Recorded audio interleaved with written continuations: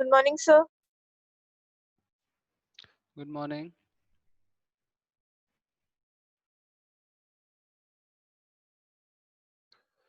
Good morning, everyone. Good morning, sir. Morning. So we'll start Heisenberg uncertainty principle today. So we'll start quickly because we are lagging behind. We have a lot of plan to complete the syllabus. But बहुत सारी चीजें रह गई हैं तो थोड़ा अपन fast चलेंगे. तो जहाँ डाउट्स हो आप बताना. और हाइजेनबर्ग अनसर्टेनिटी प्रिंसिपल बहुत इंपॉर्टेंट है, इसलिए नहीं क्योंकि इसके क्वेश्चन ज्यादा आते हैं, इसलिए क्योंकि इससे और अपना डी ब्रॉगली वेवलेंथ है, ये दोनों कॉन्सेप्ट ने जो एटॉमिक स्ट्रक्चर है उसकी अंडरस्टैंडिंग को पूरा चेंज कर दिया, कंप्लीटली चेंज कर दिया. कैसे किया वो हम लोग समझेंगे आज की क्लास में. तो प्रीवियस क्लास से कोई डाउट है आपको कहीं कुछ छोटा मोटा तो आप मुझे बता सकते हो. जब आप said sir please send questions from 100 to 150. Okay, will do that.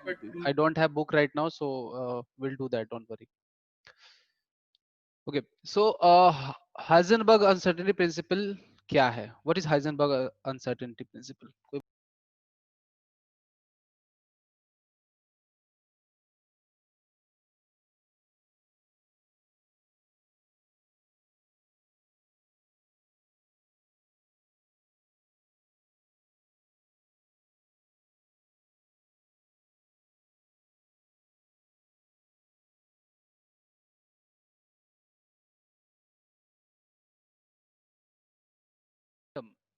Okay, Heisenberg uncertainty principle says that if we are calculating position and momentum of two particles, there will always be some uncertainty in the position or momentum or in both. मतलब क्या है? मतलब ये है कि when there is a moving particle, then only there will be momentum. ये तो fix है, because momentum that we know कि momentum is m into v, mass into velocity. So if there is no velocity, there is no momentum. So what we are dealing here is with a particle is moving and we are observing that particle and we want to calculate its position with respect to any particular point and its momentum. So when we try to calculate its exact position, its exact momentum will not be known to us, and when we try to calculate its exact momentum, its exact position will not be known to us. आप बोलोगे sir ऐसा कैसे हो सकता है, इतनी inaccuracy कैसे आ सकती है? तो सबसे पहले हम इसको एटॉमिक स्पेक्ट्रम में समझते हैं, मतलब एटॉमिक लेवल पे समझते हैं, because this is basically more evident in an atom or for an electron or for very small particles as compared to a large particle. So first we'll understand it for a smaller mass particle, then we will move to a larger mass particle. तो देखते हैं क्या है Heisenberg uncertainty principal. So the statement says that exact position and momentum of a fast moving particle cannot be calculated precisely at the same moment of time. ठीक है, मतलब ध्यान दो यहाँ पे मोमेंटम और एग्जैक्ट पोजीशन, ठीक है, इन दोनों को एक टाइम पे हम कैलकुलेट नहीं कर सकते. That is what Heisenberg said in his statement and there is reason to that we will explain and that we will derive also कि क्यों ऐसा हो सकता है. प्रिसाइजली कैलकुलेट नहीं कर सकते, मतलब there will always be some error present in the calculation. अब देखो क्या होता है कि एरर बहुत तरह की चीज होती है. एरर आपने पढ़ा अभी फिजिक्स में? हाँ, एरर पढ़ा है क्या आप लोगों ने? No, sir. No, sir. No, sir. कोई बात नहीं, मैं डिस्कस करता हूँ. एरर क्या होता है कि कोई भी कैलकुलेशन कर रहे हैं हम, the actual quantity which we are trying to measure is something else, but whenever we apply some measurement there is something different. The value we measure is quite different from the initial value. हमेशा होगा, थोड़ा बहुत होता है. अगर आप scale से distance measure कर रहे हो, कुछ भी कर रहे हो, तो एक्यूरेसी का लेवल जो होगा वो अलग अलग फैक्टर पे डिपेंड कर रहा है. जैसे आपको मैं सिंपल से एग्जांपल बताता हूँ. When you calculate a distance using a scale, मान लो कि यहाँ पे ये डिस्टेंस है और यहाँ पे एक स्केल रख के आप इसको कैलकुलेट कर रहे हो, तो इसकी जो डिस्टेंस है, ये जो लेंथ है, वो इसकी लेंथ इस बात पे भी डिपेंड करती है कि आप किस साइड से देख रहे हो. अगर मान लो आप इस साइड से देखोगे इसको, इस वाली साइड से अगर आप देखते हो इसको, तो क्या होगा कि इस साइड से देखने की वजह से क्या होगा कि आपका जो पोजीशन होगी वो थोड़ी सी पीछे दिखेगी स्केल की. वहीं इस साइड से अगर आप ऑब्जर्व करोगे तो थोड़ी सी इधर दिखेगी. ठीक है, ऊपर से देखोगे तो एग्जैक्ट पोजीशन पे आएगा स्केल. समझ रहे हो? आपने भी कभी ऑब्जर्व किया होगा ऐसा घर पे कभी, या कभी क्लास में ऐसा किया हो तो. तो that is human error. That is because of we are taking or we are looking for the position in a wrong way. So that is called human error. But even if you nullify all the errors and you try to means every possibility of appearing any human error or any kind of instrumental error, if we neglect that, then also we will have this much amount of uncertainty available in the calculation for the particle. ऐसा क्यों होता है, पहले हम उसको समझते हैं. तो सबसे पहले इलेक्ट्रॉन की बात करते हैं और फिर आपको समझाता हूं मैं बाकी पार्टिकल्स के लिए. मान लो कि आपके पास एक इलेक्ट्रॉन है, ठीक है. Let's say we have an electron जिसकी कि हम पोजीशन को मेजर कर रहे हैं, ठीक है. हमें इलेक्ट्रॉन की पोजीशन को मेजर करना है. मान लो यहाँ व्यूअर है अपना, व्यूअर को इलेक्ट्रॉन की पोजीशन को मेजर करना है, ठीक है.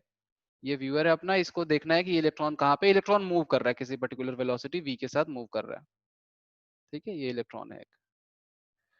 अब व्यूअर बोल रहा है कि मुझे इसकी पोजीशन और मोमेंटम दोनों सेम मोमेंट पे कैलकुलेट करनी है, ठीक है. So first of all, how do we see an object?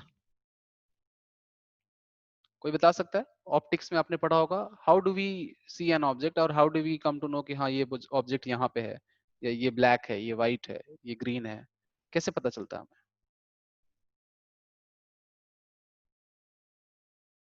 बताओ.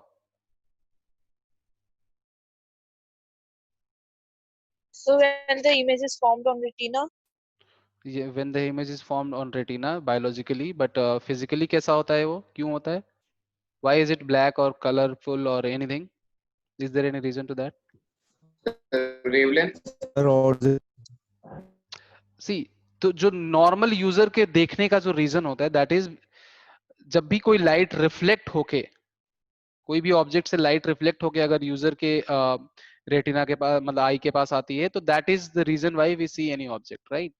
कि यहाँ से लाइट निकल के रिफ्लेक्ट होके वापस आके यूजर पे पहुंचेगी, तो हम लोग बोलेंगे कि वहां पे विजिबल है वो पार्टिकल, एंड जिस कलर की रेडिएशन वो रिफ्लेक्ट करता है वही कलर हमें दिखता है. ये आपने पढ़ा होगा फिजिक्स में. सो अब मैं आपसे अगर पूछूं कि आप मुझे बताओ कि इलेक्ट्रॉन अपने को क्यों नहीं दिखता है, तो आप क्या बोलोगे? वो बहुत ज्यादा छोटा है, तो लाइट तो जो मतलब ज्यादा रिबाउंड नहीं हो पाती इतनी अच्छे तरह से. वो बहुत ज्यादा छोटा है. आवाज कम आ रही तुम्हारी. हाँ, मतलब एक रीजन ये है कि वो बहुत ज्यादा छोटा है.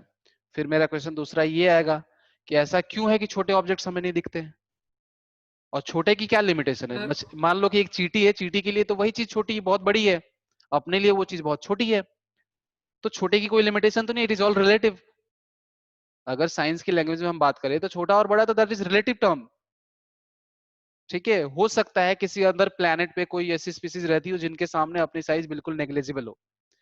सो ऐसा क्यों होता है कि वो जो छोटा ऑब्जेक्ट, लेट्स से मान लो वो छोटा है इसीलिए नहीं दिख रहा है, वो छोटा ऑब्जेक्ट हमें नहीं दिख रहा है, लेकिन हो सकता है किसी दूसरे स्पीसीज को या दिख जाए, ऐसा होता भी है. तो क्या रीजन है, मेन रीजन क्या है जिसकी वजह से हमें वो नहीं दिखता है?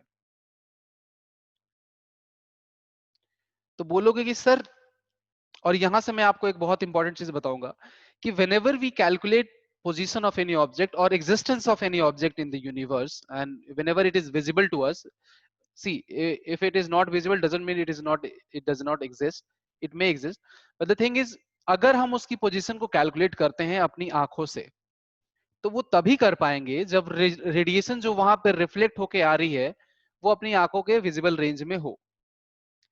अब होता क्या है कि जब पार्टिकल छोटा होता है तो उसको बड़े वेवलेंथ वाले पार्टिकल्स वहां से रिफ्लेक्ट नहीं हो सकते. मतलब फोटोन जो होगा, लार्जर वेवलेंथ का फोटोन उस पार्टिकल से रिफ्लेक्ट नहीं हो सकता क्योंकि पार्टिकल की साइज बहुत छोटी है. So in order to measure or in order to identify position of that particular particle which is very small, we need wavelengths of smaller range. तो आपने पढ़ा होगा जैसे कि इलेक्ट्रॉन में जब इलेक्ट्रॉन रदरफोर्ड मॉडल पढ़ा था हमने, या फिर जब हमने इलेक्ट्रॉन की डिस्कवरी पढ़ी थी, वहां पे हमने पढ़ते हैं कि एक्सरे, गामा रे, इस तरह की रेडिएशंस को हम यूज करते हैं in order to determine position of an electron और an atom. In fact x-ray use करते हैं हम लोग एटम के स्ट्रक्चर के लिए. तो the reason is because those rays have smaller wavelength as compared to the wavelength which is in our visible range. तो जब भी हमें कोई वेवलेंथ छोटे पार्टिकल की पोजीशन को कैलकुलेट करना होता है, we use wavelengths of smaller range because only those kind of particles will be wavelengths will be able to identify the exact position.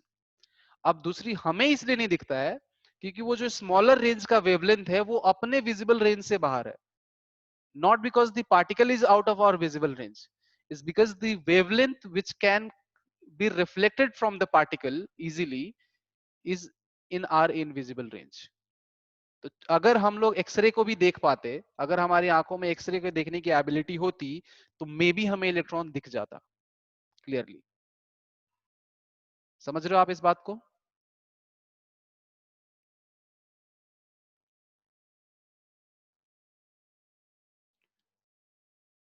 हाँ, इवन दे आर कलरलेस. सी colourless नाम की कोई चीज फिर अगेन वही चीज है कि again it is not visible to us, that's why we may say कि it is colourless, but it doesn't mean that it doesn't have any colour. Colour कोई वेव नहीं होती है, कलर तो एक पैटर्न है जो अपनी आंखों पे दिखता है. It depends on the energy. Actually energy की वजह से कलर आता है वो. तो अब आपको मैं समझा दूं कि to calculate position of atomic particles, मतलब हम छोटे पार्टिकल्स की बात करें, सब एटॉमिक एंड एटॉमिक पार्टिकल्स, क्या चाहिए हमें? We need wavelength of smaller range और शॉर्ट रेंज बोल सकते हैं हम लोग.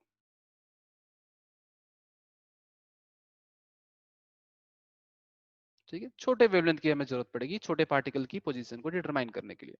क्योंकि देखो calculation of position can only be done by light. ठीक है, लाइट जाती है किसी ऑब्जेक्ट पे और वहां से रिफ्लेक्ट होकर आती है, तभी हम बता पाते कि ये यहाँ से 1 किलोमीटर दूर है या 2 किलोमीटर दूर है. That is all dependent on the reflection of light और जितनी देर में वो अपने पास पहुंचती है, जो भी वो प्रोसेस है. तो वो डेफिनेटली विजिबल रेंज में या हो या इनविजिबल रेंज में, हम कोई ना कोई रेडिएशन की बेसिस से ही हम किसी भी ऑब्जेक्ट की पोजीशन को डिटरमाइन करते हैं. तो जब हमें छोटे ऑब्जेक्ट की पोजीशन को डिटरमाइन करना होगा तो पहली चीज हमें सीखने को मिली कि सर उस सिनारियो में हम लोग स्मॉल वेवलेंथ यूज करेंगे टू आइडेंटिफाई इट्स पोजीशन. ठीक है, यहां तक तो क्लियर हो गया. अब हम आते हैं दूसरे पार्ट में कि चलो सर हम लोग कैलकुलेट कर रहे थे और मान लेते हैं कि जो पोजीशन है उसमें कुछ एरर है. मान लो कि 10% का ही एरर मान लो, या आप मान लो कि 5% या 20%, कुछ भी मान लेते हैं हम लोग. मान लेते हैं कि सर जो पोजीशन हमने कैलकुलेट किया है उसमें 10% का एरर है. एरर का मतलब क्या होता है? देखो ये जो डेल एक्स आपको दिख रहा है यहाँ पे, जो फॉर्मूला है इसमें this is error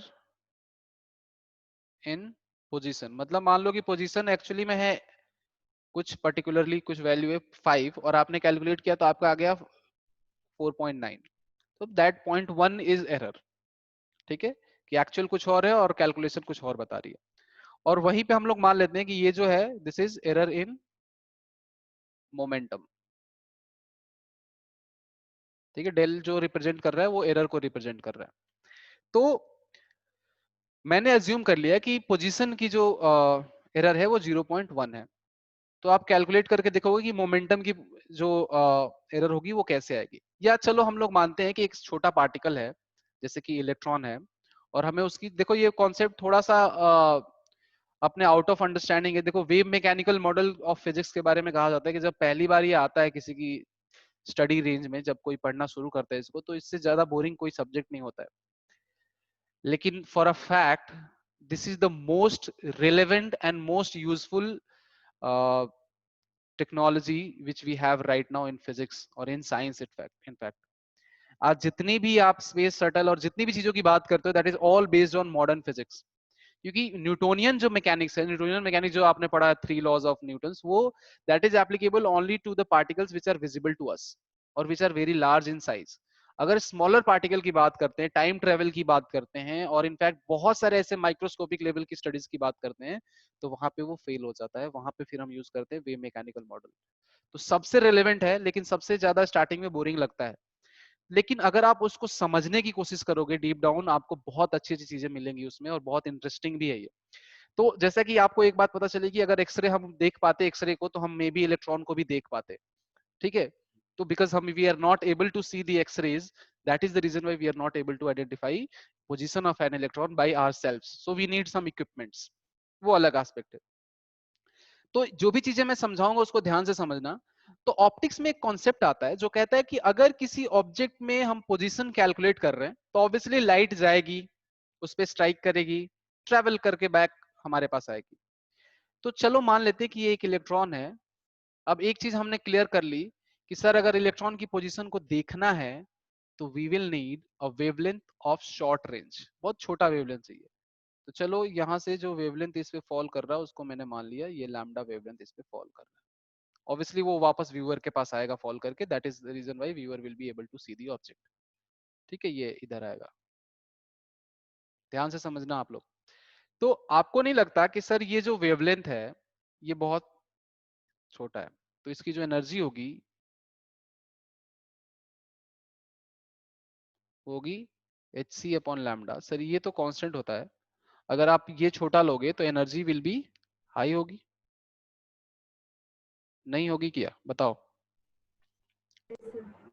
So if we have a higher energy source, don't you think that electron, because electron is a smaller particle, always remember electron is very small particle. So when देखो बहुत यहाँ पे interesting चीज ये है कि अगर आप बड़े वेवलेंथ को यूज करोगे, फर्स्ट ऑफ ऑल बड़े वेवलेंथ को यूज करेंगे तो क्या होगा, इलेक्ट्रॉन नहीं दिखेगा, उसकी एग्जैक्ट पोजीशन पता ही नहीं चलेगी, आप कोई भी इक्विपमेंट यूज कर लो, ठीक है। क्यों? क्योंकि वो उसके रेंज में नहीं है। छोटे ऑब्जेक्ट के लिए हमेशा छोटे वेवलेंथ की जरूरत पड़ती है, और लार्जर ऑब्जेक्ट्स को मे बी हम कर सकते हैं बड़े रेंज से। तो यहाँ पे अगर हम बड़ा वेवलेंथ यूज करेंगे तो इलेक्ट्रॉन नहीं दिखेगा हमें, ध्यान से समझना इस चीज को। तो हमें छोटा वेवलेंथ यूज करना हमारे लिए मजबूरी है to calculate position of electron. लेकिन जैसे ही आप छोटा वेवलेंथ यूज करोगे तो क्या होगा कि the energy of that radiation will be higher, and due to that higher energy, that radiation will collide with or will strike the electron, and it will push the electron in other direction, any forward direction, और may be अगर वो v velocity से चल रहा है उस पर radiation strike हुई तो उसको थोड़ी और एनर्जी मिल जाएगी, तो थोड़ा फास्ट चलने लगेगा। बोलोगे सर रेडिएशन में इतनी एनर्जी कहाँ होती है? बिल्कुल होती है, इलेक्ट्रॉन को मूव करने जितनी तो एनर्जी उसमें होगी होगी, क्योंकि हम फोटो इलेक्ट्रिक इफेक्ट से पढ़ते आ रहे हैं इस चीज को, रेडिएशन के बारे में। तो so due to a shorter wavelength, position of electron will not be what we are calculating. मान लेते हैं कि इलेक्ट्रॉन रेस्ट पे ही था, तो जैसे ही आप इसको रेडिएशन स्ट्राइक करोगे, रेडिएशन किस लिए हम यूज कर रहे हैं? टू कैलकुलेट इट्स पोजीशन, कि रेस्ट पे कहां पे है वो। लेकिन जैसे ही आप उस पर स्ट्राइक करोगे रेडिएशन, इलेक्ट्रॉन थोड़ा सा मूव कर जाएगा, कोई ऑप्शन ही नहीं है, उसको आपने एनर्जी दी है तो वो आगे जाएगा ही जाएगा। तो रेडिएशन जब रिफ्लेक्ट होके आपके पास आ रही है तो वो आ रही है इस पोजीशन की, लेकिन जब तक वो आपके पास आ रही है तब तक due to energy given by the radiation electron किसी दूसरी पोजीशन पे चला गया होगा, ठीक है। आप बोलोगे कि सर एक काम करते हैं, फिर हम एक काम करते हैं, हम मोमेंटम को चेंज ही नहीं करते हैं।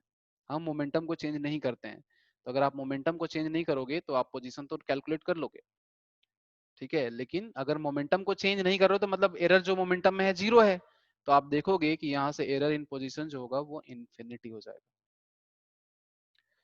तो क्या ये कॉन्सेप्ट आपको समझ में आया कि कैसे पोजीशन चेंज हो रहा है? नहीं समझ में आया? थोड़ा सा रिपीट कर दो, आपकी आवाज बहुत कट रही है। देखो, what I'm saying is, in order to calculate position of a microscopic particle का मतलब है बहुत minute particles, tiny particles like electron, proton, neutron, positron, neutrino, these kind of particles is what I'm talking about. So in order to calculate exact position of a microscopic particle, we must have wavelengths of shorter range, small wavelengths, because larger wavelengths will not be able to calculate position, or in fact will not be able to identify these smaller particles or microscopic particles. So first limitation is we will have to use a shorter wavelength. So the drawback of using a shorter wavelength is, क्योंकि electron की position अगर हम पता नहीं करेंगे तो हम atom की स्टडी नहीं कर सकते, एटम की स्टडी या न्यूक्लियस की स्टडी नहीं कर सकते, तो एटॉमिक स्ट्रक्चर पूरा यूजलेस हो जाएगा। तो अगर हम उसकी स्टडी कर रहे हैं तो ऑब्वियसली हम कोई ना कोई रेडिएशन यूज कर रहे हैं उसकी पोजीशन को डिटरमाइन करने के लिए, कि इलेक्ट्रॉन अभी यहाँ पे है, इस ऑर्बिट में, उस ऑर्बिट में, जो भी हम बातें कर रहे थे, अगर उसको प्रैक्टिकली देखना हो तो हम कोई ना कोई रेडिएशन की हेल्प से ही देखते हैं उसको। लेकिन जैसे ही आप उसको रेडिएशन दोगे तो इलेक्ट्रॉन को थोड़ी सी एनर्जी मिल जाएगी, तो जिस पोजीशन पे आप उसको इनिशियली एक्सपेक्ट कर रहे थे, वो उस आपने जो डिवाइस यूज किया उसकी पोजीशन डिटरमाइन करने के लिए, उस डिवाइस ने ही उसकी पोजीशन को चेंज कर दिया, लेकिन आपके पास तो रिफ्लेक्ट होके वो उसी पोजीशन से आ रहा है जहां से उसने पहली बार स्ट्राइक किया है। समझ पा रहे हो इस बात को आप? तो जैसे स्ट्राइक किया, रिफ्लेक्ट करके आपके पास आ गया, तो आपके अकॉर्डिंग पोजीशन उसकी वही है जहां पे स्ट्राइक हुआ था, लेकिन जब तक लाइट आपके पास पहुंचेगी तब तक इलेक्ट्रॉन अपनी पोजीशन थोड़ी सी चेंज कर चुका होगा।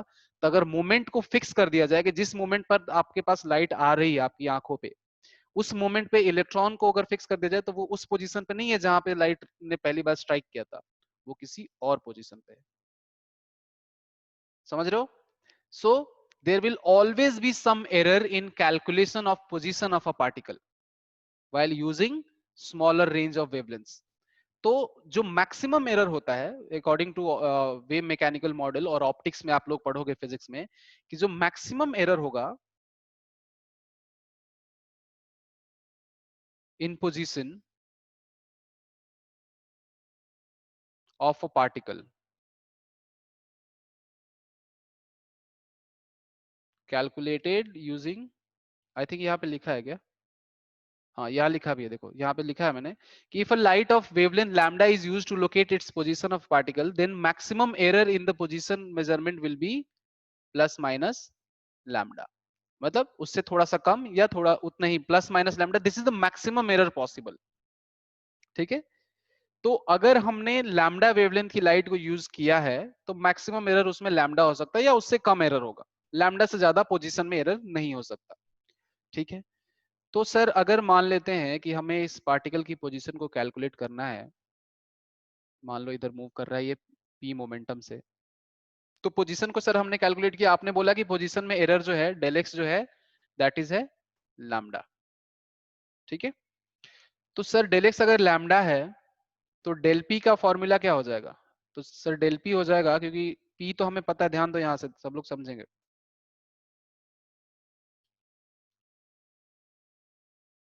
ठीक है, मोमेंटम क्या होता है? एच अपॉन लैम्डा, क्योंकि lambda is H upon P, ये कहां से आया? डी ब्रॉगली वेवलेंथ से है, याद आ रहा है? सो अगर मान लो कि आप एरर में कम से कम, सॉरी पोजीशन में आप कम से कम एरर करना चाहते हो, किसमें? पोजीशन ऑफ पार्टिकल में आप एरर जीरो करना चाहते हो, तो you can see that when del x tends to 0, which means lambda must tends to 0, क्योंकि अगर पोजीशन में एरर कम करना चाहते हो तो वेवलेंथ ही कम करनी पड़ेगी अपने को, क्योंकि वेवलेंथ की वजह से ही एरर आएगा। तो अगर वेवलेंथ टेंड्स टू 0 तो you can see that p will tends to,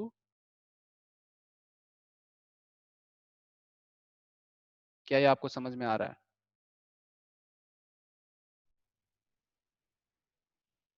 थोड़ी तो मैथमेटिकल टूल आपने पढ़ा ही होगा, लिमिट्स वगैरह। अगर लैम्डा टेंड्स टू 0 तो यहाँ लैम्डा की वैल्यू रखोगे 0 तो p will tend to infinity, होगा कि नहीं बोलो? Yes, sir. जब तुम्हारी आवाज नहीं आ रही, वेट वेट वेट, बोलो क्लियरली बोलो और थोड़ा तेज बोलो। जो एरर पोजीशन है वो लैम्डा प्लस नहीं आ रही यार आवाज तुम्हारी, लैम्डा प्लस माइनस क्या बोल रहे हो तुम? ये तो नहीं पूछ रहे सर एरर जो है वो लैम्डा प्लस माइनस ही क्यों है?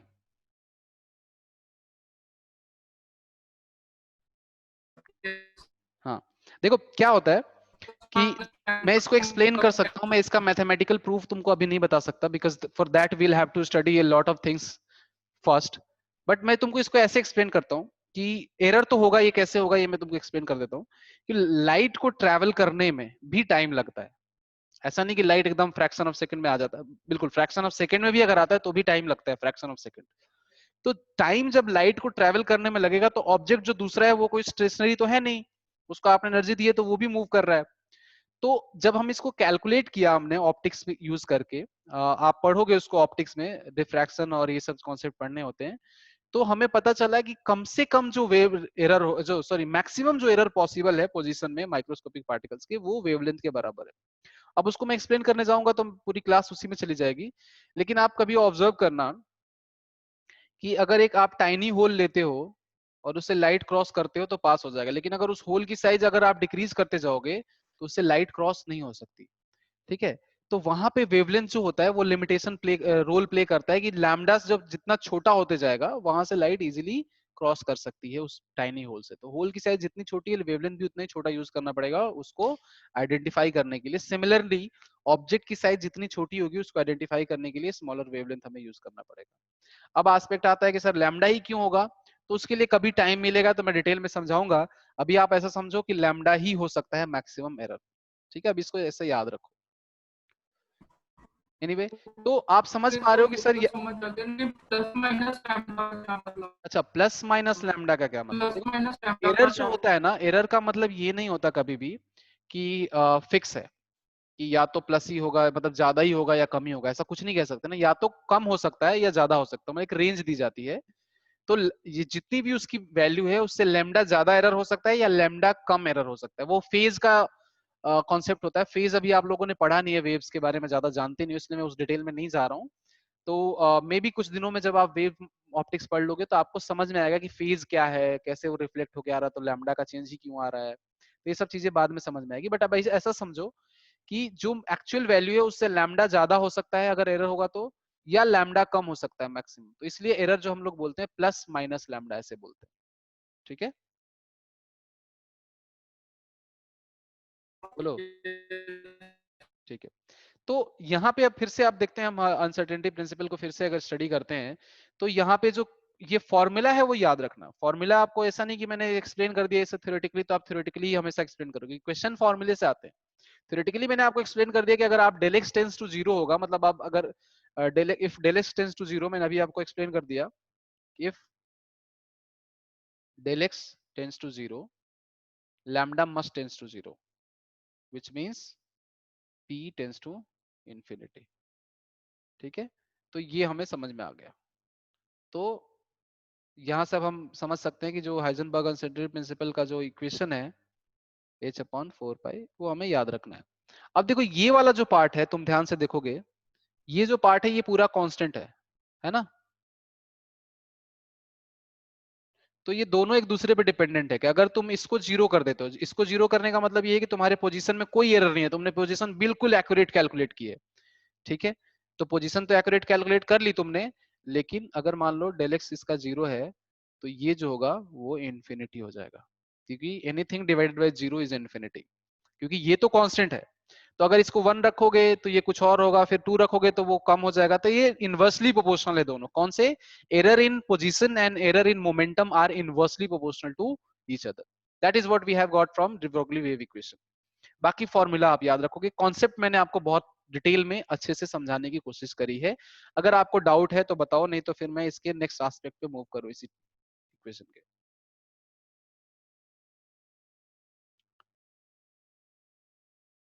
नहीं है, ठीक है। इस इक्वेशन को हम ऐसे भी लिख सकते हैं कि del x into m into del v, क्योंकि मोमेंटम में मास तो चेंज होगा नहीं कि इलेक्ट्रॉन यहां से यहां मूव किया उसका मास कम हो गया, ऐसा तो होगा नहीं। तो मास सेम रखा, क्योंकि change in momentum will be basically due to change in error in velocity. ठीक है, तो एरर इन वेलो, क्योंकि वो सब मूविंग चीजों की वजह से डिपेंड करता है, पोजीशन वेलोसिटी ये मूव करने से मूव होता है, चेंज होता है, लेकिन मास ऐसा चेंज नहीं होता है। तो आप बोलोगे will be greater than equal to h upon 4 pi. तो यहाँ से एक और इक्वेशन, हम इसी इक्वेशन को हमने मॉडिफाई कर लिया कि del x into del v change error in position and error in velocity will be greater than equals to h upon 4 pi m। ये इसका दूसरा फॉर्मूला है। तो एक फॉर्मूला हो गया अपना del x into del p is greater than equals to h upon 4 pi. दूसरा फॉर्मूला हो गया del x into del v is greater than equals to h upon 4 pi m। ठीक है, सेम इसी का हाइजेनबर्ग अनसर्टेनिटी प्रिंसिपल का ही concept है। Next अब हम क्या करते हैं कि इस इक्वेशन को फिर से यूज करते हैं, del x into del p, ठीक है, is greater than equal to h upon 4 pi. अब हम इसको अगर टाइम से डिवाइड कर दें तो डेल एक्स अपॉन टी या डेल टी लिख लो कुछ भी, इनटू सॉरी इसको टाइम से डिवाइड और मल्टीप्लाई दोनों कर देते हैं। मैं थोड़े कुछ इसका अलग अलग फॉर्मेट्स कन्वर्ट करके दिखा रहा हूं आपको। तो अगर इस इक्वेशन को टाइम से डिवाइड और मल्टीप्लाई दोनों कर दे चेंज इन टाइम से, तो क्या होगा? तो होगा sir del x into del t into del p upon del t is greater than equal to H upon 4 pi. मैंने कुछ नहीं किया, टाइम से मल्टीप्लाई और डिवाइड दोनों कर दिया एक ही टाइम पे। ठीक है। अब कुछ लोगों ने जिन्होंने पढ़ा है कभी या सुना है कभी इसके बारे में, तो आपको पता होगा कि rate of change of linear momentum में क्या होता है?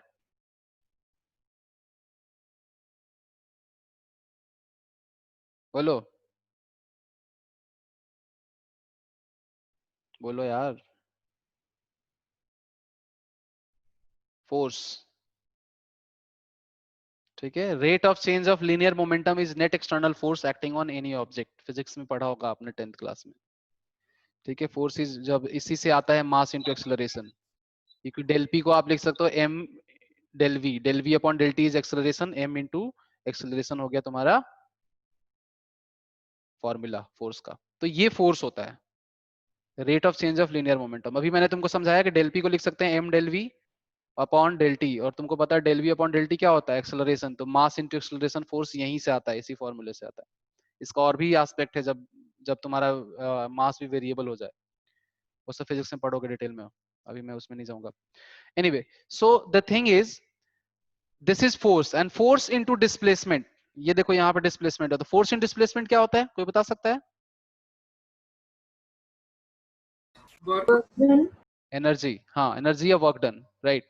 सो del E which is energy into del T, मतलब error in energy into error in time should be greater than equals to H upon 4 pi. तो ये भी एक फॉर्मूला है।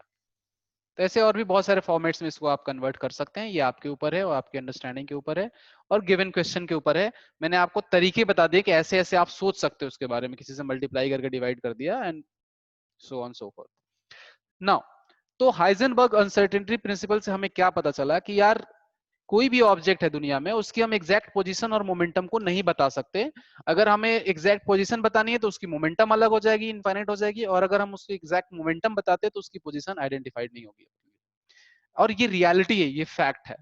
आप बोलोगे कि नहीं सर, ये तो घर में जाती हुई यहाँ आसपास घूमती हुई गाड़ियों में तो हमें नहीं दिखता, वो जहां दिखती है वहीं होती है, तभी तो हम पकड़ते हैं तो वो हमारे हाथ में भी आ जाती है। बिल्कुल सही बात है। when you use a larger size of atom or not atom, a larger size of object, ये सिर्फ एटॉमिक रियल्म में यूज होता है। आपका जो कॉन्सेप्ट है, इसका मतलब ये नहीं कि दूसरी जगह एप्लीकेबल नहीं है, एप्लीकेबल ये हर जगह है, लेकिन उन जगहों पे इसको कैलकुलेट कर पाना और इसमें जो एरर का जो चांसेस हैं वो कम होते हैं, because it is visible to our eyes, so we can use a larger wavelength to calculate its position. And when we use a larger wavelength, energy will be less, and that energy will not be sufficient enough to push that larger object. क्यों? क्योंकि energy कम है, दूसरा वो object इतना large है कि उसकी position को वो चेंज नहीं कर सकता। तो वहां पे जो एरर की पॉसिबिलिटी होती है लार्जर ऑब्जेक्ट्स में, वो बहुत कम हो जाती है। क्या ये बात समझ में आ रही है आपको? yes sir, ठीक है।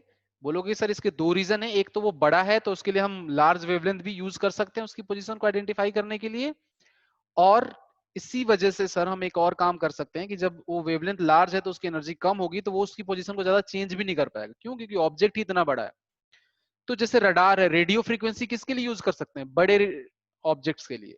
लेकिन वहीं अगर किसी कंट्री ने उधर से मान लो इलेक्ट्रॉन भेज दिया या कोई ऐसा कंपाउंड भेज दिया या कोई मॉलिक्यूल भेज दिया जो कि बहुत माइक्रोस्कोपिक लेवल पर छोटा है, तो उसको रेडियो जो रडार है यूज होता है उससे नहीं कैलकुलेट कर सकते। मतलब रडार से आप एक फ्लाइट की पोजीशन को कैलकुलेट कर सकते हैं क्योंकि वो बड़ा है, तो रेडियो वेव्स की वेवलेंथ भी बड़ी होती है, लेकिन उससे आप किसी एटम और इलेक्ट्रॉन को कैलकुलेट नहीं कर सकते। क्लियर है ये? खैर, तो चलिए कुछ क्वेश्चंस करते हैं तो और अंडरस्टैंडिंग इसकी होगी अपने को। चलो ये क्वेश्चन बताओ क्या होगा, दिख रहा सबको?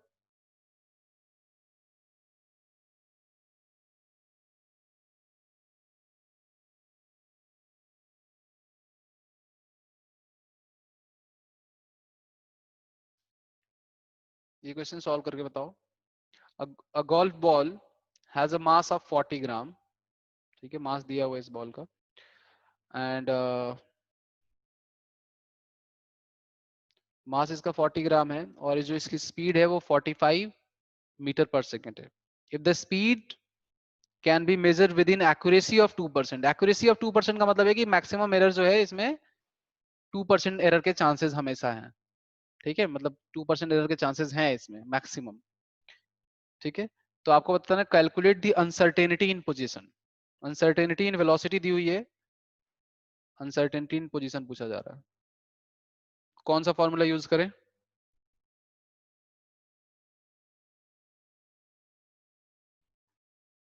बताओ.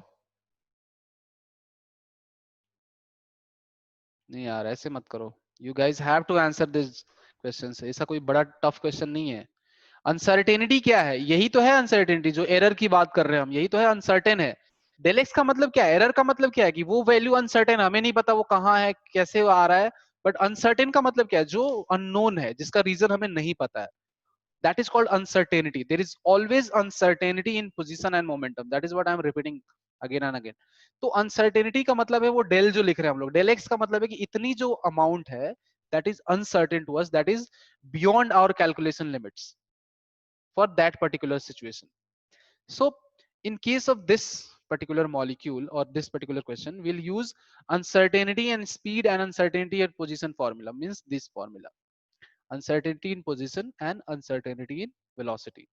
So according to this formula, del x into del v must be greater than h upon 4 pi m. ठीक है. अब ये मैक्सिमम है, हमें मिनिमम की सिनारियो को लेके चलना. ये जो है देखो, ये जो डेल एच अपॉन 4 पाई एम, तो मिनिमम इतना एरर रहेगा ही रहेगा. उससे ज्यादा हो सकता है डिपेंडिंग ऑन कि आपने कैलकुलेशन में कोई गड़बड़ी कर दी, ह्यूमन एरर हो गया कुछ, वो सब अलग है. इसलिए ग्रेटर देन इक्वल टू लगाया गया है यहाँ पे. अनइक्वालिटी इसीलिए ये जो साइन है ग्रेटर देन, वो उस चीज को कंसिडर करता है कि अगर दूसरे रीजंस की वजह से एरर आता है, तो ये जो इक्वालिटी तब होल्ड करेगी जब आपने सब कुछ बिल्कुल परफेक्ट किया है, तो भी इतना एरर आएगा. और अगर आपने इनपरफेक्शन किया है तो फिर और बढ़ जाएगा एरर. ठीक है. तो पोजीशन में है, हमें नहीं पता, लेकिन इसका 2% है. 2% का मतलब क्या हो गया? 0.02, 2/100, ये लिखेंगे ना. Must be greater then h upon 4 pi m की वैल्यू दी हुई है 40 ग्राम. इसको सॉल्व करो, आंसर आ जाएगा.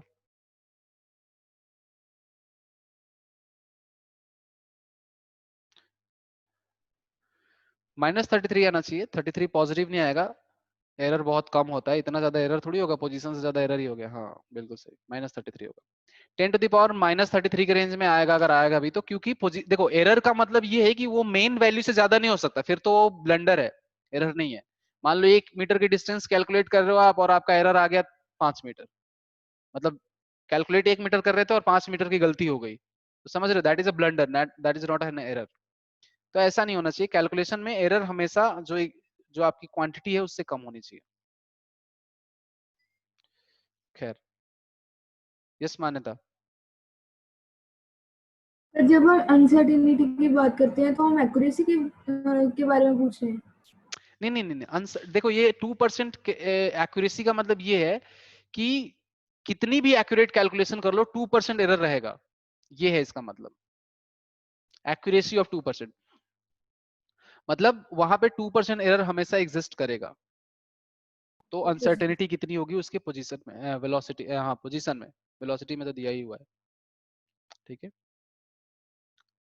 तो ये है. तो इसको सॉल्व करके देखो कितना क्या आ रहा है आंसर. तो डेल एक्स तो हमें निकालना है, इसको बाकी सब नोन है. 6.6 into 10⁻34 upon 4 into 3.14 into 40 into 0.02. ठीक है. इसको सॉल्व करोगे 3.14 4 40 0.2 0.8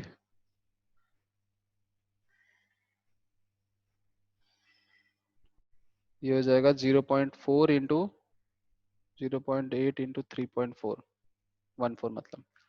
3.14 से कैंसिल कर सकते हैं अप्रोक्सीमेटली, मान लेते हैं हम लोग ये 2 से कुछ ज्यादा हो जाएगा, 2.1 मान लेते हैं। 2.1 upon 4 into 0.8, 2.1 upon 3.2 into 10 to the power minus 34, तो this will approximately equals to 2/3 मान लेते हैं। 2/3 से वैसे ज्यादा ही होगा, but 10 to the power minus 33 के रेंज में आएगा, ठीक है। और ये 6 के आसपास हो जाएगा। अप्रोक्सीमेशन है, बहुत सारे अप्रोक्सीमेशन किए हैं मैंने अभी यहाँ से यहाँ तक में जाने में, लेकिन फिर भी चलो ठीक है, अप्रोक्सीमेटली इतना एरर आएगा पोजीशन में, 10 टू द पावर माइनस 33। बहुत कम है, लेकिन एटॉमिक लेवल पे बहुत ज्यादा है, ठीक है। एटॉमिक लेवल पे जो ये एरर है ये बहुत ज्यादा है। चलो, ये तो हो गई इसकी बात। अब देखो यहां से क्या होगा, ये समझ में आ गया सबको? बोलो। यस। अब जो हाइजेनबर्ग अनसर्टेनिटी प्रिंसिपल है, इसने एक अलग डोमेन ओपन कर दिया एटॉमिक स्ट्रक्चर की स्टडी में। जैसे अभी तक हम लोग बोर मॉडल से पढ़ रहे थे कि एटम की जो पोजीशन है, जो एटम है उसमें फिक्स एनर्जी स्टेट्स हैं जिनको हम ऑर्बिटल बोलते हैं, और ऑर्बिटल में इलेक्ट्रॉन रिवॉल्व करता है कांस्टेंट वेलोसिटी से। उन सारे कॉन्सेप्ट पे जब स्टडी की गई तो पता चला ये तो बहुत सारे एरर्स आ रहे हैं इसमें। कैसे आ रहे हैं समझते हैं हम इसको, तब हम नेक्स्ट एटॉमिक मॉडल पे मूव करेंगे जो कि वेव मॉडल है एटम का। कि ये क्वेश्चन का स्क्रीनशॉट ले लो, आप इसको करके लाना। कुछ क्वेश्चंस मैंने रखे हैं आपके लिए, तो इनको करके आना। आपको ले लिया?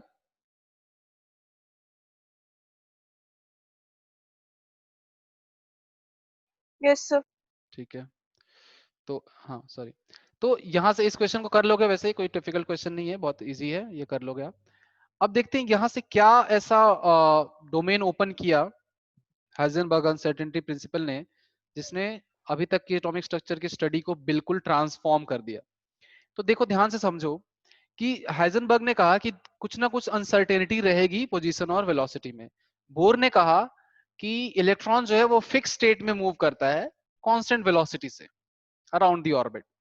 अब अगर हम इन दोनों को अप्लाई करेंगे तो क्या होगा, यहां समझते हैं। मान लेते हैं कि ये एक एटम का न्यूक्लियस है और ये एक फिक्स एनर्जी स्टेट है जिसको हम बोर ऑर्बिट बोलते हैं, और यहाँ पे इलेक्ट्रॉन मूव कर रहा है v वेलोसिटी से, ठीक है। और किसी का भी मान लेते, चलो मान लो इसका रेडियस r है, ठीक है। और ये मान लो कि हाइड्रोजन एटम है, क्योंकि हाइड्रोजन लाइक स्पीसीज में ही बोर मॉडल अप्लाई होता है, तो हाइड्रोजन एटम ही मान लेते हैं हम डायरेक्ट फॉर सिंप्लीफिकेशन, ठीक है। अब हम इस पे कुछ कैलकुलेशंस करेंगे और आप मुझे बताओगे कि क्या क्या होगा। आप बताओ कि अगर मान लो कि इसकी रेडियस कैलकुलेट करनी है, तो इसकी रेडियस कितनी होगी फर्स्ट ऑर्बिट की?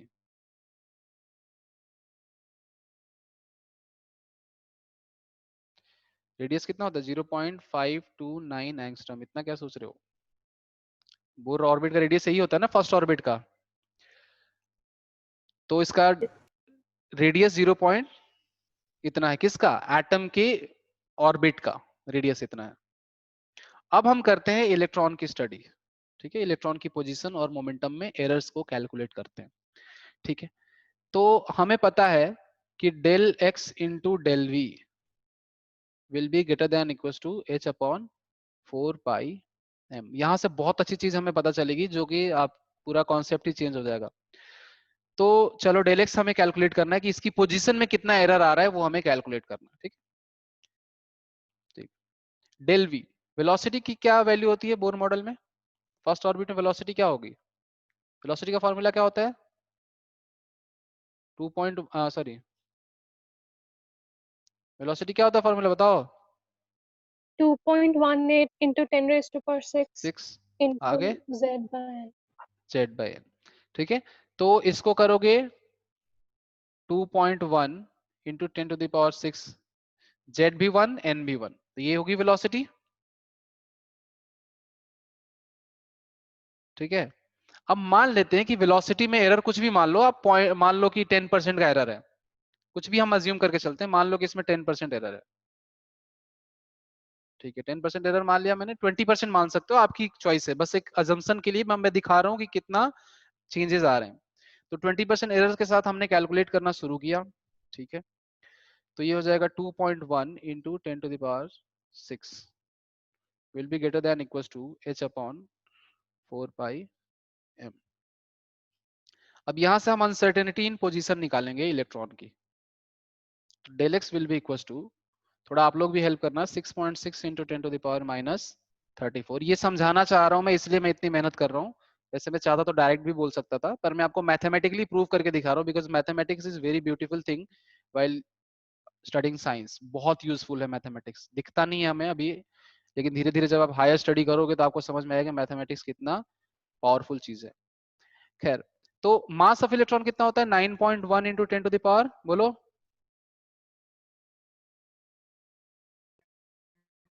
-34 माइनस 31 -31 kg. ठीक है.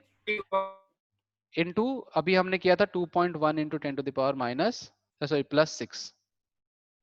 तो इसको और सिंप्लीफाई करेंगे हम लोग, तो 6.6 अपॉन 4 इंटू 3.14 इंटू 9.1. ठीक है.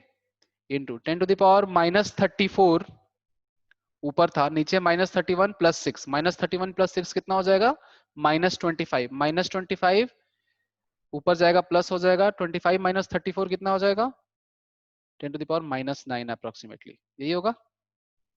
yes अब इसको और सिंप्लीफाई करोगे तो डेल एक्स अपने डिनोमिनेटर में 2.1 ले लिखा. हाँ 2.1 भी आएगा, सॉरी. ठीक है. इसको और सिंप्लीफाई करोगे तो 6.6 अपॉन, अच्छा एरर को हमने कैलकुलेट नहीं किया, एरर भी तो 10% है, तो 0.1 से मल्टीप्लाई भी होगा इसमें. ठीक है. तो ये 10 to the power 8 हो जाएगा एक्चुअली. हर जगह 0.1 से मल्टीप्लाई करोगे, क्योंकि एरर भी तो है इसमें. ये वेलोसिटी एग्जैक्ट थोड़ी यूज करेंगे हम, डेल वी यूज कर रहे हैं ना यहाँ पे. तो 10% का एरर है तो 0.1.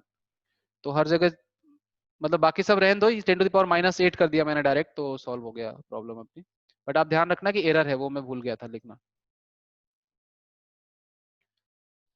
ठीक है. बहुत लोगों को ये बात नहीं समझ में आ रही होगी, तो पूछोगे नहीं तो समझ में नहीं आएगी, पूछोगे तो बहुत अच्छे से समझ में आएगी. अभी तक अगर कहीं डाउट है तो पूछ लो.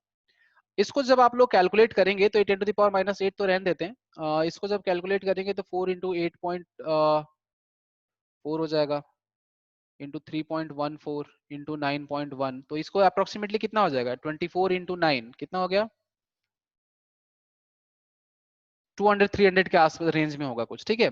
द थिंग इज, आप देखो ध्यान से कि ये जो एरर आ रहा है और जो एटॉमिक रेडियस है, रेडियस कितना हो गया एटम का? 0.529 into 10 to the power -10 metre, यही होगा. और एक्यूरेट करें तो 5.29 इंटू 10 to the power -9. और इसको अगर हम एक्यूरेटली कैलकुलेट करें तो ये हो जाएगा 66 अपॉन समथिंग. तो ये भी 10 to the power -9 के रेंज में ही आ रहा है, और इनफैक्ट इससे ज्यादा दिख रहा है मुझे. तो देख पा रहे हो तुम? ठीक है. ये जो रेडियस है और ये जो एरर है दोनों बराबर आ रहे हैं. मतलब बोर ने कहा कि इलेक्ट्रॉन जो है फिक्स एनर्जी स्टेट में मूव करता है, लेकिन जब हमने उस पे हाइजेनबर्ग अनसर्टेनिटी प्रिंसिपल लगाया तो पता चला कि इलेक्ट्रॉन की पोजीशन का जो एरर है वो उसकी रेडियस से भी ज्यादा हो सकता है. अभी तो हमने परसेंटेज एरर 10% ही लिया है. अगर परसेंटेज एरर और कम करते जाए उसकी वेलोसिटी में, तो उसकी पोजीशन में अनसर्टेनिटी और बढ़ती जाएगी. क्या ये बात समझ में आ रही है आपको? नहीं समझ में आ रहा? नहीं सर नहीं समझ में आ रहा. देखो, जिस ऑब्जेक्ट की रेडियस ही आर है, अगर उसमें एरर आर से ज्यादा आ रहा है, इसका मतलब उसकी पोजीशन में देख रहे हो कितना ज्यादा डिफरेंस है, कैलकुलेटेड थ्योरेटिकली और कैलकुलेटेड प्रैक्टिकली में. ये जो डेल एक्स लिखा है वो क्या है? इलेक्ट्रॉन की पोजीशन में एरर है, यही है ना. आर क्या है? एटम की रेडियस है. हाइड्रोजन एटम की जितनी रेडियस है ऑलमोस्ट उतना ही एरर है इलेक्ट्रॉन की पोजीशन में. मतलब इलेक्ट्रॉन तुम यहां सोच रहे हो, ये न्यूक्लियस है मान लो फॉर एग्जांपल, यहाँ पे न्यूक्लियस है, ये एटम का ऑर्बिट है, तुम सोच रहे हो यहाँ पे इलेक्ट्रॉन होगा, लेकिन इलेक्ट्रॉन यहाँ हो सकता है, यहाँ भी हो सकता है. इनफैक्ट एरर एक का एरर अगर वेलोसिटी में एरर कम करते जाओगे तो इलेक्ट्रॉन इनफाइनाइट पे भी हो सकता है. सो बोर का मॉडल जो था वो टोटली मतलब गलत लगने लगा. और जो कि फैक्ट भी है, आज के टाइम में सबसे जो यूजफुल मॉडल है वो वे मैकेनिकल मॉडल ही है, कि जो बोर ने स्टेशनरी ऑर्बिट की बात करी थी, और मैंने लिखवाया भी था बोर मॉडल के लिमिटेशन में, it is unable to explain Heisenberg uncertainty principle. क्यों? क्योंकि जो एरर आता है उस हाइजेनबर्ग अनसर्टेनिटी प्रिंसिपल से, उससे बोर ऑर्बिट की साइज जो है उससे भी ज्यादा उसका एरर आ जाता है बहुत केसेस में। तो the thing is, Bohr orbit is useful in some cases, but mostly wave mechanical model will be used for calculation of different aspects in atom. तो वेव मैकेनिकल मॉडल क्या है वो नेक्स्ट क्लास में मैं start करूंगा तो समझाऊंगा, लेकिन ये सब कुछ एरर्स थे जिनकी वजह से वेव मैकेनिकल कॉन्सेप्ट की नीड पड़ी एटॉमिक स्ट्रक्चर में। बोलो क्लियर है? तो जो मैंने चीज आज समझाई है आप लोगों को मैथमेटिकली, अगर वो आपको समझ में आई तो हाँ बोलो, नहीं समझ में आई तो बोलो, मैं वापस एक्सप्लेन कर दूंगा, कोई दिक्कत नहीं है।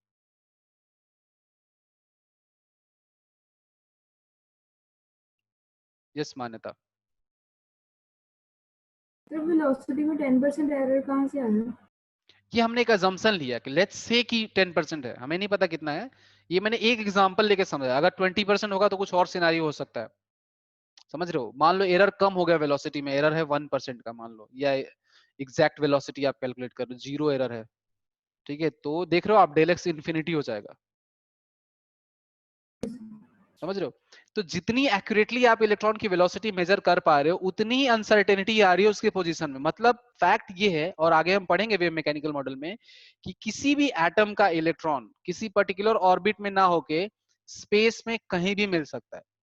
कहीं भी मतलब कहीं भी, 0 से लेके इन्फिनिटी तक कहीं भी मिल सकता है किसी पर्टिकुलर ऑर्बिट का इलेक्ट्रॉन, ठीक है? सुनने में बहुत ऑड लग रहा होगा, सुनने में बहुत ये अजीब सा लग रहा है, लेकिन जो वेव मैकेनिकल मॉडल है, और इनफैक्ट मॉडर्न फिजिक्स जो है, जो जिसको हम लोग क्वांटम फिजिक्स भी बोलते हैं, वो टोटली प्रोबेबिलिटी पे बेस्ड है, वो एग्जैक्ट सर्टेनिटी पे बेस्ड नहीं है, वो प्रोबेबिलिटी पे बेस्ड है।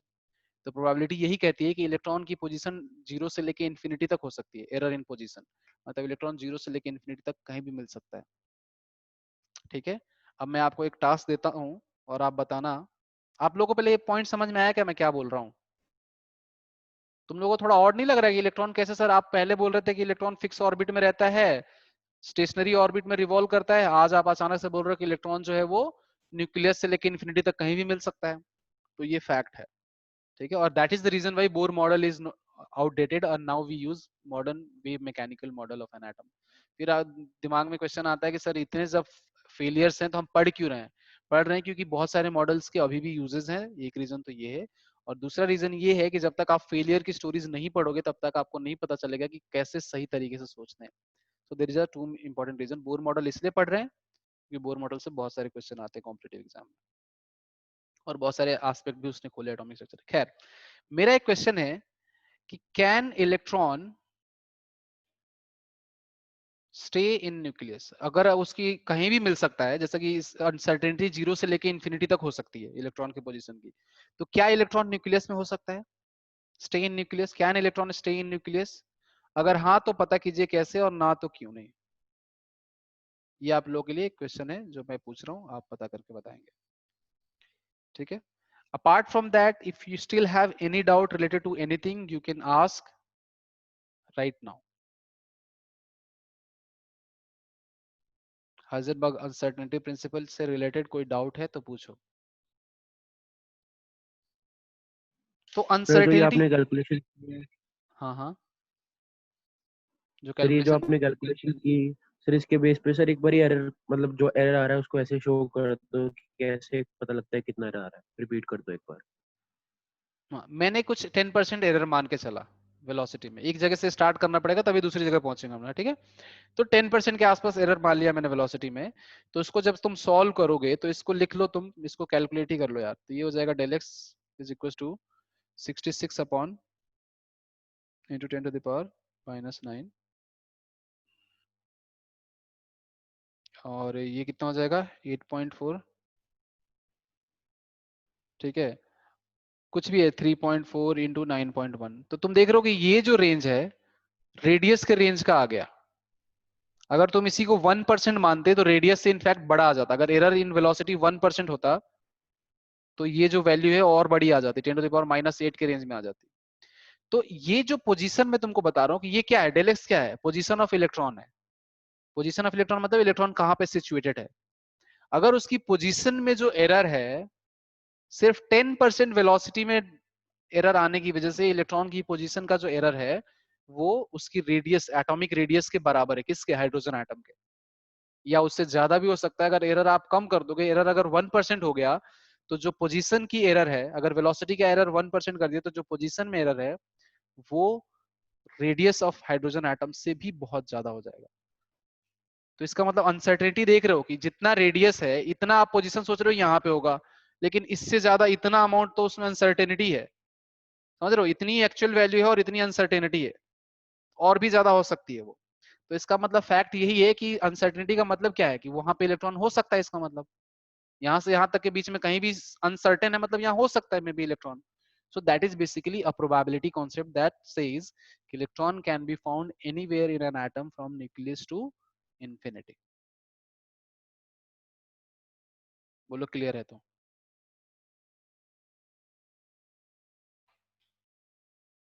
बोलो आर्यन, तुम्हारा ही डाउट था।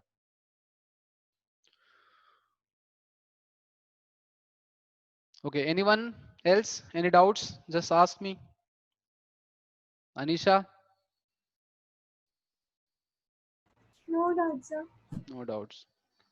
ठीक है, बाकी लोग, Rishabh? No sir. Srishti? There is one student who is being absent continuously. कौन है वो बच्चा?